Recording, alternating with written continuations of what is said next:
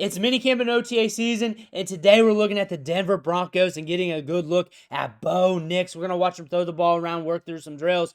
But before we dig in, you need to click that subscribe button right now. We're looking at practice every day, from rookie camp to minicamp to OTAs to soon-to-be training camp, workouts in between, interviews, so you know what your players are doing behind the scenes. Those practices, your rookies who are emerging, those quarterback battles, players on your favorite team, those guys you're getting ready to draft in fantasy football soon. Click that button, stop missing out so you know what your players are doing. But we're looking at Bo Nix today. We got 3 minutes of clips here. We're going to watch him sling the ball around. We're going to loop it and keep talking ball, but here we are. Here we are. Back from a good rookie season. And a lot of people were down on him during the draft process. And he took a hold of this team during training camp last year and honestly looked good in rookie camp, looked good in mini camp, looked good in OT. Look at him. Look at him do some coach. Look at him. We're stepping in.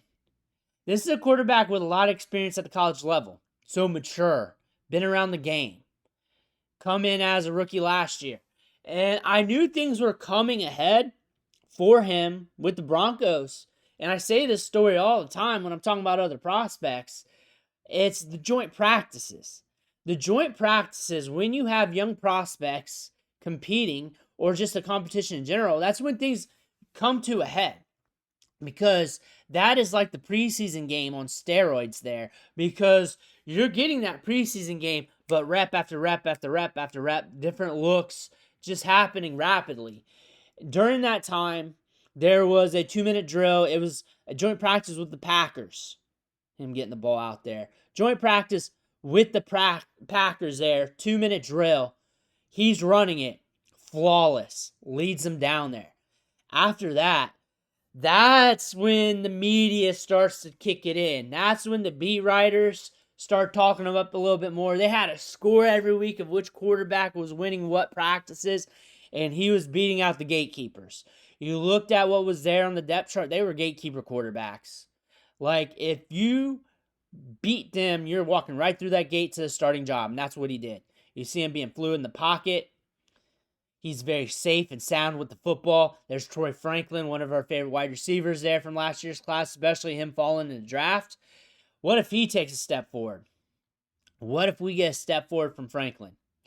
That could be an impact to this team. You also add another wide receiver. I think RJ Harvey's the huge add here. RJ Harvey could be the huge difference maker here. We also got Evan Ingram. The thing about Bo Nix, he's smart with the football. He'll live to play another down. That is what we noticed. Here's him coaching up. Here's him talking. Him going through some things, stepping up. What we've noticed, he'll live to play another down. So having an explosive outlet like an RJ Harvey there is going to be huge for them. Having Evan Ingram there, going to be huge for him. Getting more competition at wide receiver is going to be huge for him. This is a quarterback prospect that is very stoic and sound with the ball. Gets it out there. Limits his mistakes, lives to play another down. We got a tough defense here, one of the most nastier defenses in the league. And you got a quarterback here that's in a Sean Payton offense that's only getting better, more retooled. Like, we're not 100% built yet. That's the thing about this. And he flashed well as a rookie. Like, for the price they got him, he did very well as a rookie last year. It's that experience factor. That's that experience factor. Those extra years at college, playing for two different teams. The Auburn years, they didn't go too well. We developed well at Oregon. We was very productive there. And now we're with the Denver Broncos. They got Troy Franklin there. And the reason why I keep bringing him up is he's from Oregon as well. Those guys grew up in the system there together. There's continuity. So he started off his career with something that he had some continuity with, that bridged the gap, that helped him. They traded up to get Troy Franklin. And he did not do much last year, but also he, on the field, got targeted on like 20+% of his routes ran. At 22 point something. That was middle of the season when we were looking at that. So he looks at him still. Vele stepped up. Nobody was expecting that. The older rookie wide receiver from last year's class. Not a rookie anymore, but he was an older rookie that we were rooting for. We were rooting for those players that are not expected to hit. Like Bo Nix was not expected to hit by the media. Big fantasy football. We knew things were coming to a head, though, and things were looking better when we were in training camp. We knew that. This is why we do these clips. This is why we do this.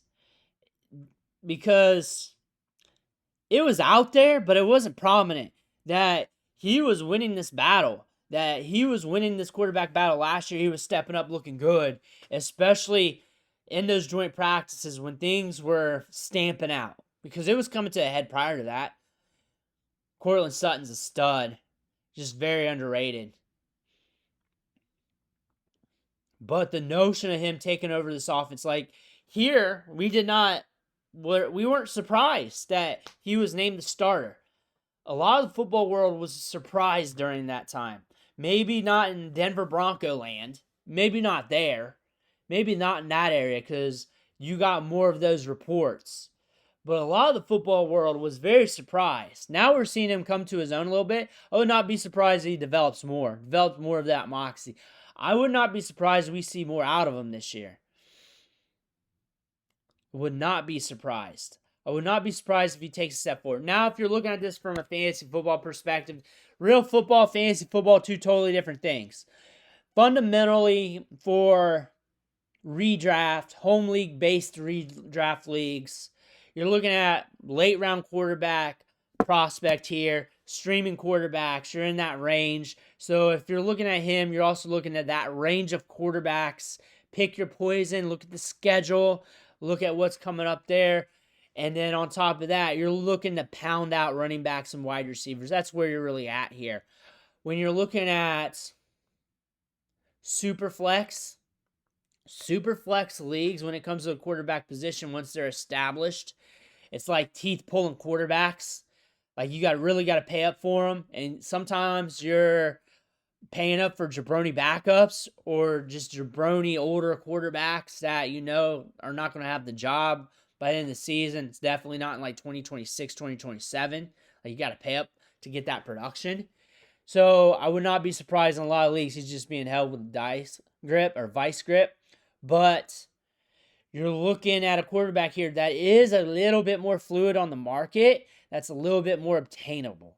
Now you can talk about him versus the other quarterbacks, but a lot of those other quarterbacks aren't obtainable. That's just real life. Like a lot of people talk trades and market and all that. Now you're looking at him, you're still going to have to pay a pretty penny. Now you look at him versus the quarterbacks in this year's draft. I like what we're seeing here with Cam Ward. They're also not built well around him. So you may be waiting a bit, or maybe you want to flip to Cam Ward. I like Cam Ward a lot, but I also like RJ Harvey. I like Sean Payton and what they're doing, how they're building this team.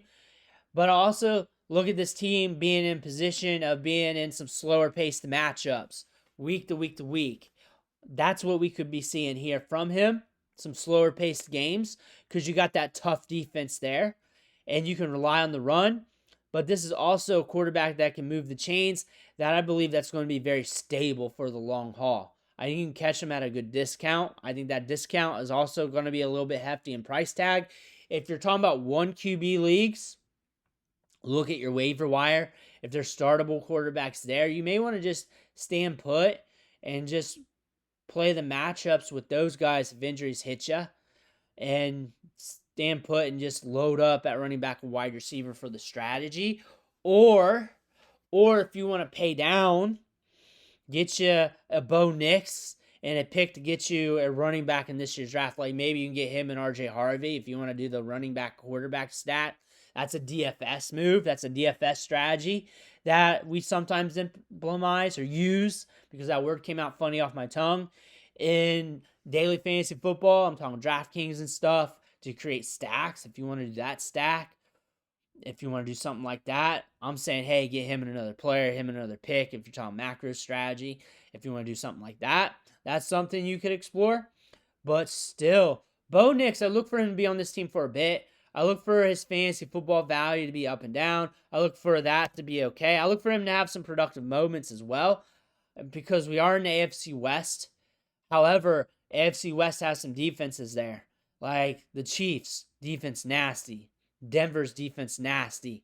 The Chargers want to run the ball. They're going to slow things down a bit in some of these games. They're going to have trouble doing that against the Broncos. The Broncos defense is going to stifle some of these teams. If this run game can get up on these teams, allow them to keep the chains moving, this is going to help Bo Nix get more of those red zone opportunities. Bo Nix, I believe, is going to be safe for the long term. If I'm a Broncos fan, I heard all that. You guys got a good prospect, a good quarterback here, a lot of upside, good moxie here, just chilling. Moxie as in composed here, stepping up more, taking ownership of the team. This is his team. This is your leader. Let me know what you think in the comments below. I want to hear about that. Make sure you hit that subscribe button on the way out. One thing for watching. Catch you on the next video.